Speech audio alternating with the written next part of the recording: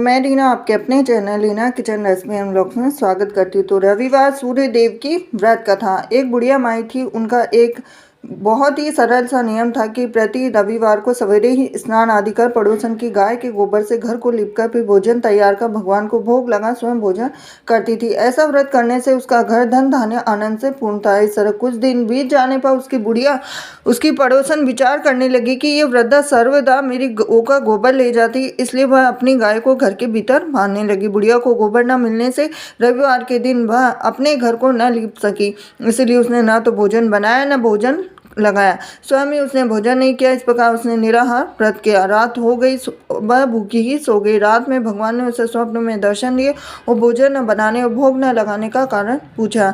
बुढ़िया माई ने कहा कि आज मुझे घर लिपने के लिए गाय का गोबर नहीं मिला, जिससे हमारा घर शुद्ध नहीं हुआ, जिससे मैंने खाना भी नहीं बना पाई हूँ, न ही आपको भोग लगा पाई। तब भगवान ने कहा कि हे माता, हम तुमको ऐसी गाय देते हैं जिससे सभी इच्छाएं पूर्ण होती है, क्योंकि तुम हमेशा रविवार को गाय के गोबर से घर लीप कर भोजन बनाकर मेरा भोग लगाकर खुद भोजन करती हो। इससे मैं खुद खुश होकर तुमको यह वरदान देता हूँ, अंत समय में मोक्ष देता हूँ। और स्वप्न में ऐसा वरदान देकर भगवान अंतर्धान हो गए। जब वृद्धा की आँख खुली तो वह देखती है कि आंगन में एक अति सुंदर गाय और बछड़ा बंधे हुए हैं।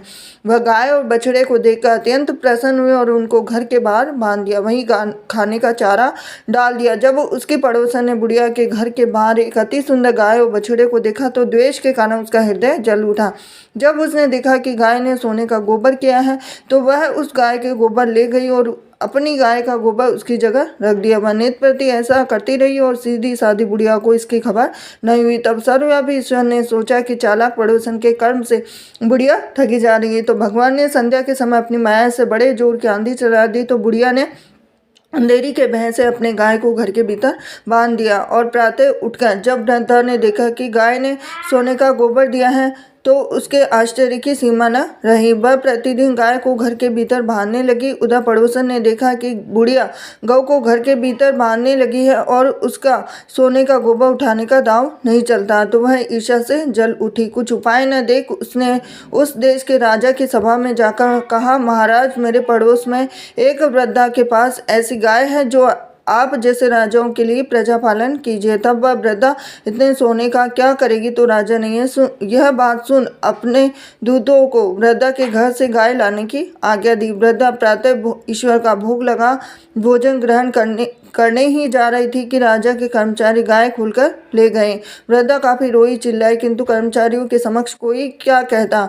तब उस दिन वृद्धा गाय के वियोग में भोजन न खा सकी और रात भर रो रोकर ईश्वर से गाय को पुनः पाने के लिए प्रार्थना करती रही। उधर राजा गाय को देखकर बहुत प्रसन्न हुआ, लेकिन सुबह जैसे ही उठा तो सारा महल गोबर से भरा दिखाई देने लगा। तो राजा ये देखकर घबरा गया। भगवान ने रात में राजा से स्वप्न में कहा कि हे राजा, गाय वृद्धा को लौटाने में ही तेरा भला है। उसके रविवार के व्रत से प्रसन्न होकर मैंने उसे गाय दी थी। प्रातः होते ही राजा ने वृद्धा को बुलाकर बहुत से धन के साथ सम्मान सहित गाय व बछड़ा लौटा दिया।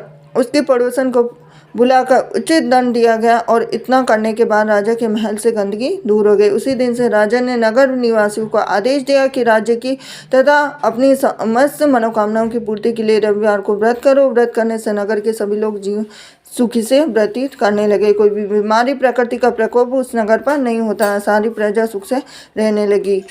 तो ये थी रविवार की व्रत का। वीडियो पसंद आया तो वीडियो को लाइक करें, चैनल सब्सक्राइब करें, बेल आइकन प्रेस करें। हरे कृष्णा।